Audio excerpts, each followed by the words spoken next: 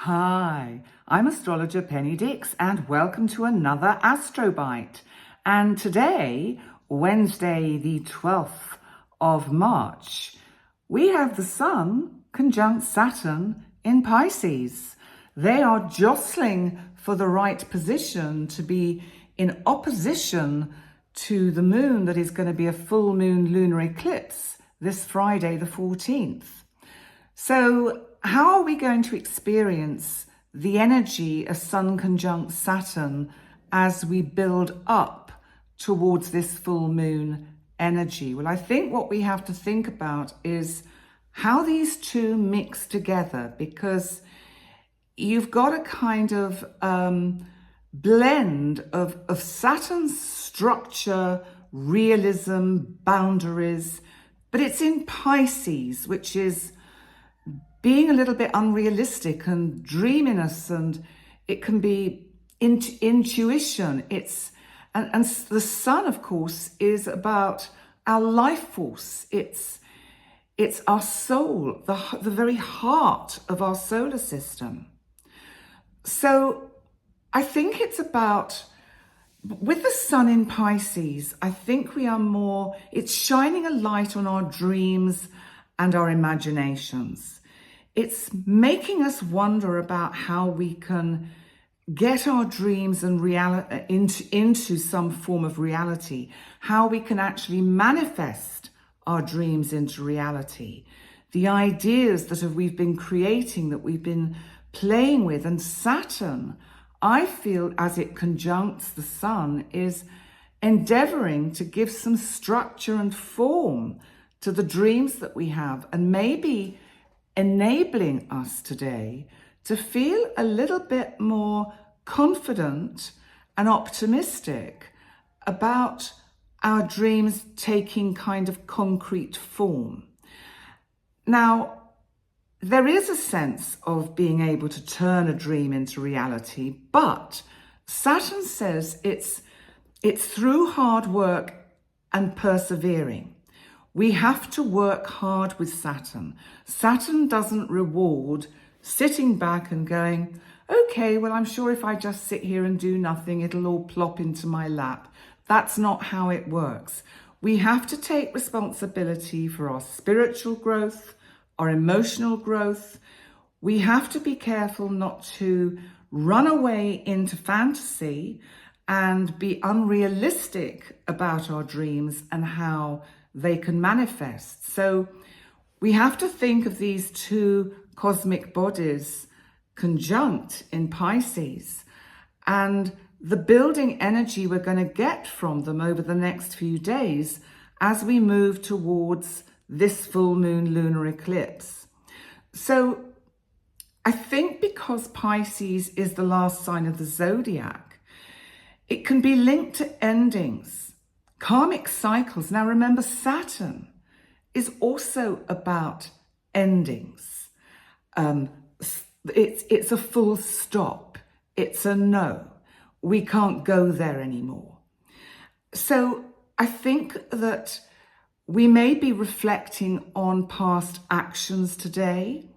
We may be looking at, in fact, a very good use of the energy would be to look at certain tasks that we haven't completed yet. And it might be a day when we actually find the discipline to sit down and do them. This is note to self. I have to do my tax. I have to get into my bank accounts and look at what's gone in and what's gone out. And, oh, I hate doing those things. I know I'm not alone in it. And so as I'm going through this, I'm thinking, actually, Saturn would like that. Saturn would like me to do that. And Saturn rewards one's efforts. Well, first of all, I'd be rewarded by the relief of having actually completed it. Secondly, I would kind of perhaps feel, oh, that was actually quite a mature decision of myself to get on and get it done before, it's actually totally required of me. So we are being taught lessons all the time with a Saturn transit. And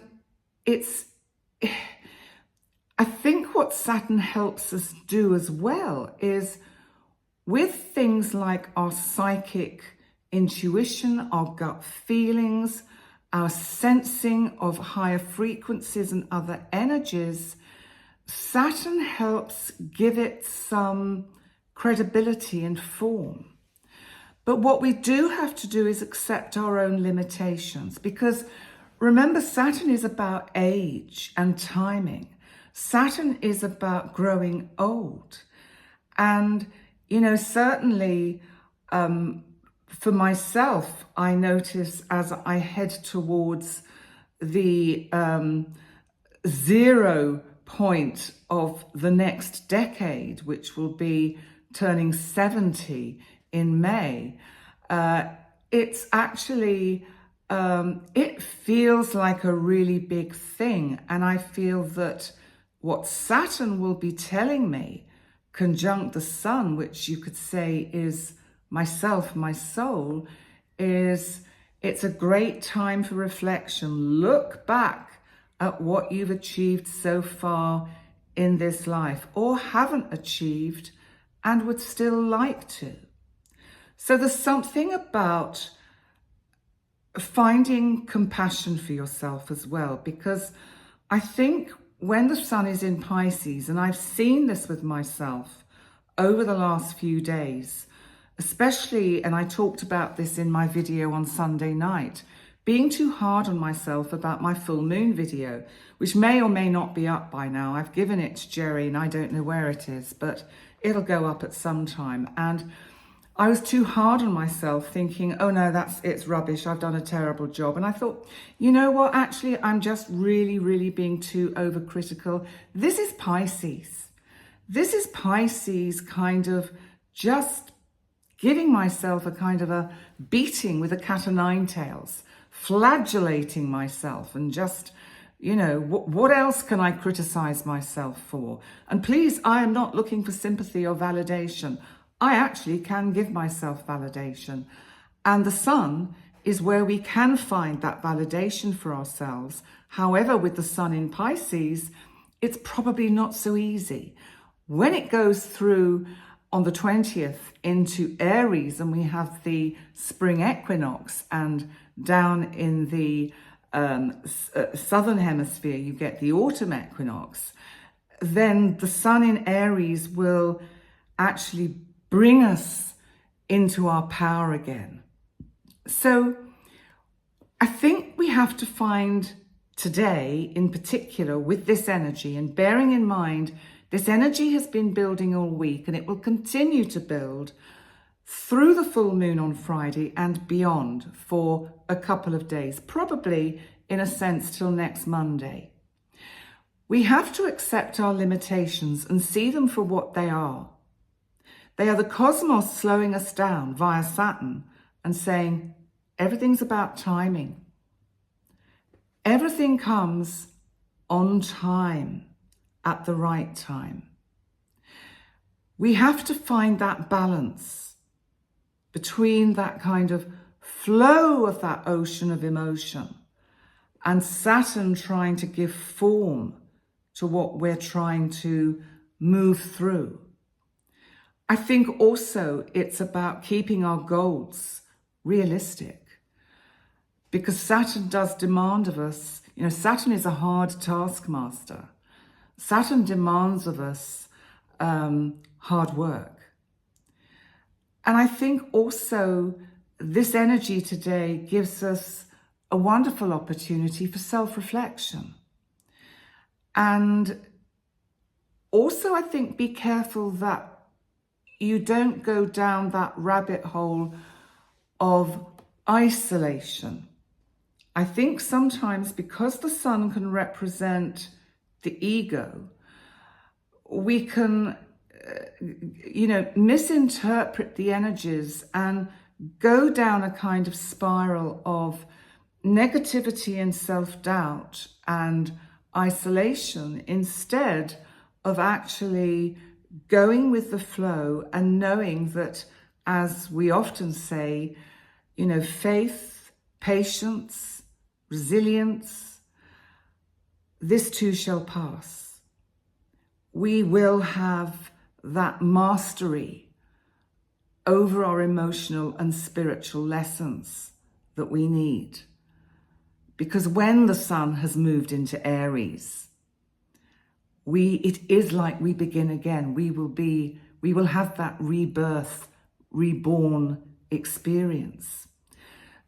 So let me just look briefly at what else is going on in the chart, because of course the moon, of course, has just entered Virgo. So this is really super interesting because the moon is also now bringing in the energy of Virgo and saying, I'm getting ready. I'm taking my position on the stage for the eclipse. So look in your life at what no longer serves you, as we say when we have Virgo energy. What can you let go of? What habits, what behaviors? And just be mindful of how you take care of you. I think that's what we need to do because, as I say, the Sun, Saturn in Pisces, we can be a little bit hard on ourselves. Don't be so hard on yourself. Don't overthink. You know, we've still got, remember, Jupiter in Gemini. Jupiter in Gemini is just sending us crazy, making us overthink like crazy. Yesterday we had Mercury conjunct retrograde Venus, and Mercury is about to go retrograde. So, you know, we've got plenty of energy that is going to sort of, let's overthink this. Stay in the flow of the Pisces energy of your intuition, of your knowing.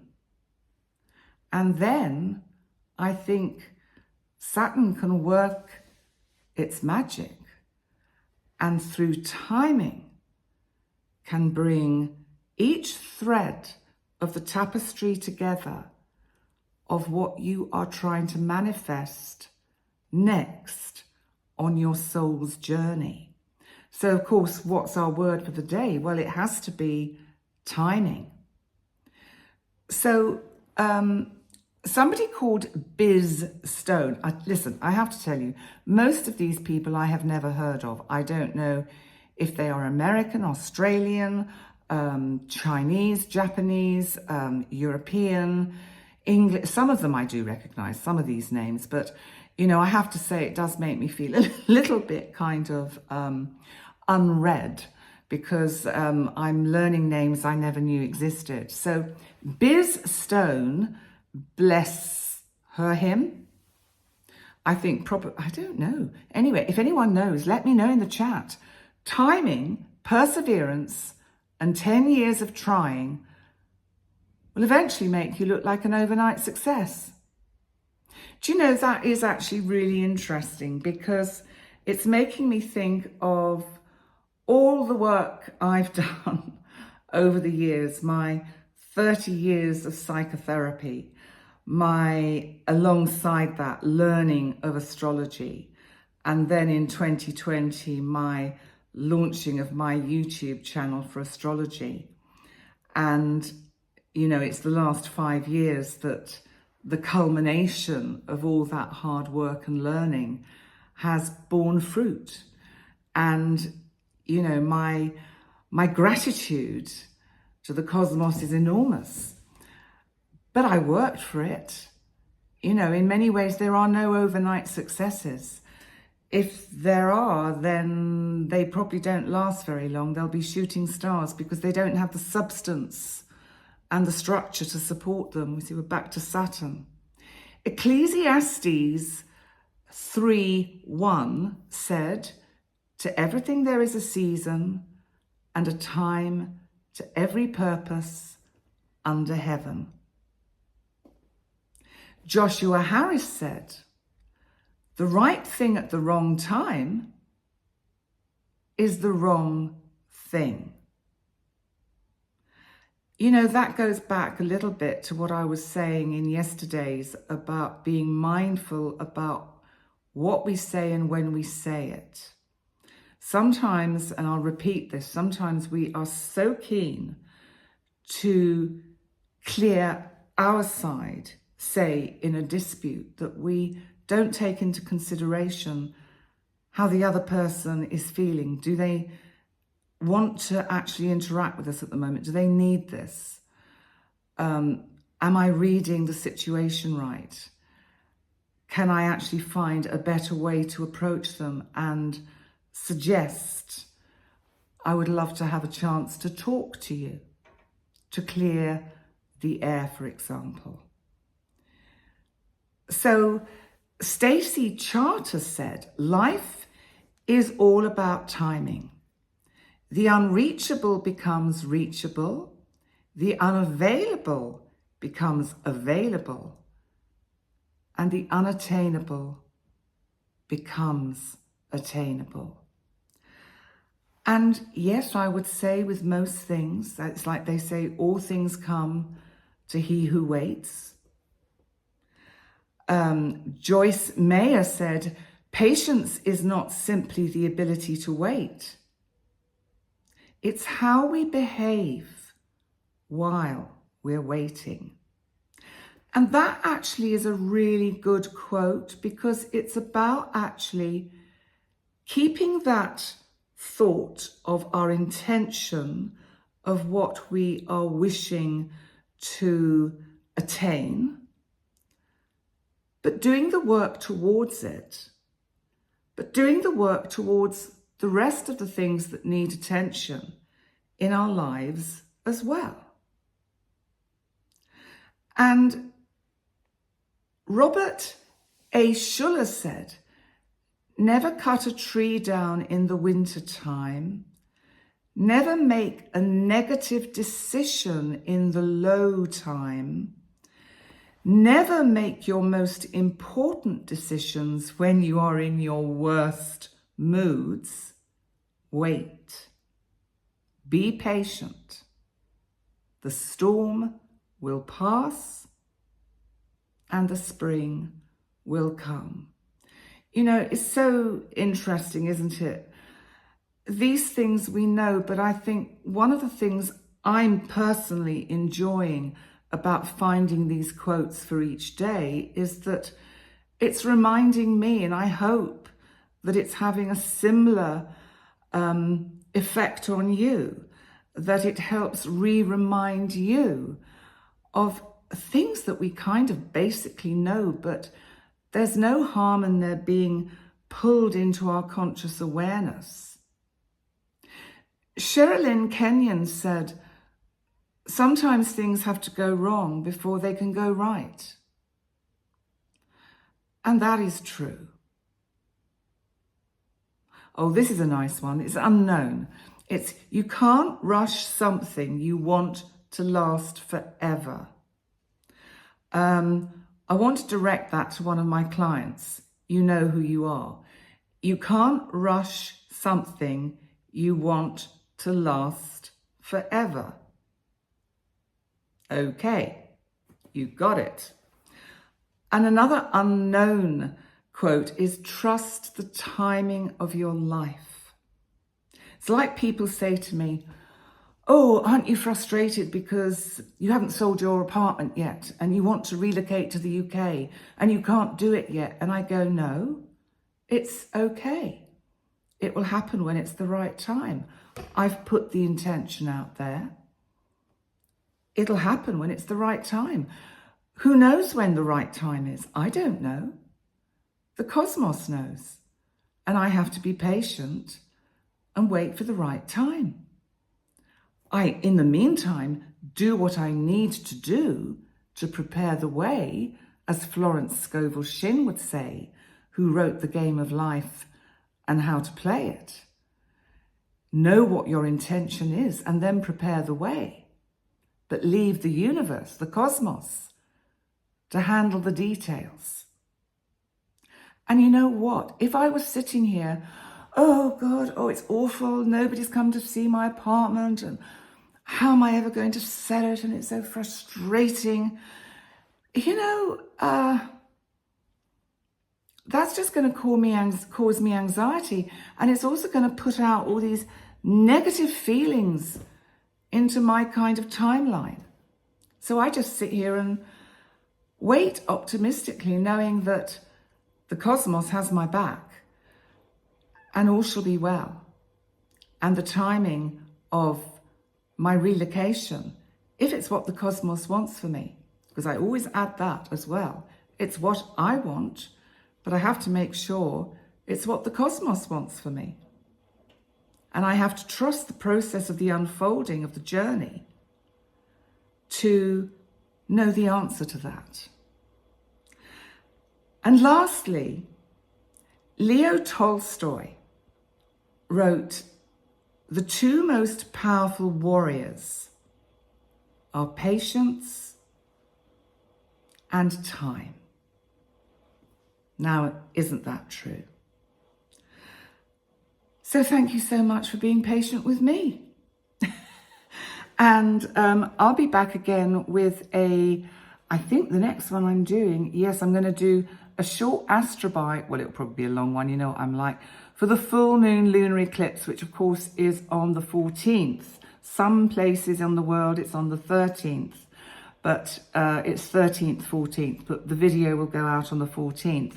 And I'm also going to give you in that video each individual sign, the area of your life that you can expect this Virgo full moon eclipse to affect. So keep an eye out for that. That's coming on Friday. In the meantime, thank you so much for joining me. Please remember to like, comment, share, subscribe. And remember, if you do want to have a session with me, go to my website, pennydix.com, and send me an email, and we'll see if we can find a suitable time in the next couple of months to meet up. Okay, thank you so much, and I look forward to seeing you very soon. Bye for now.